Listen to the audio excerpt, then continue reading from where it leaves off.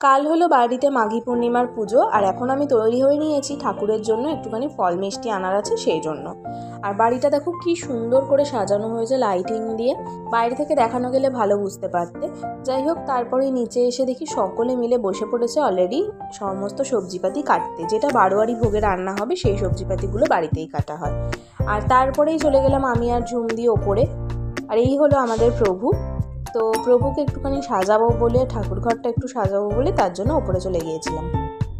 তারপরে খুব সুন্দর করে ঠাকুর ঘরটা সাজানো হয়েছে, দেখো কেমন লাগছে অবশ্যই কমেন্ট করে জানিও। যেটুকু ফুল ছিল সেগুলো দিয়ে সাজানো হয়েছে, কালকে তো অবশ্যই আরও ভালো করে সাজানো হবে। তো যাই হোক, দেখো কীরকম লাগছে সাজানো। আর এদিকে প্রভুর সিংহাসনটাও এরমভাবে সাজানো হয়েছে। তারপরেই আর কি এখানে সমস্ত ঠাকুরঘর সাজানোর পরে আমি চলে গেছিলাম নিচে, একটু ফিনিশিং টাচ দিচ্ছিলাম। তারপরে এই অধিবাসের জন্য পুরোহিত মশাই চলে আসেন। আর এই দেখো আমাদের অধিবাস হচ্ছে।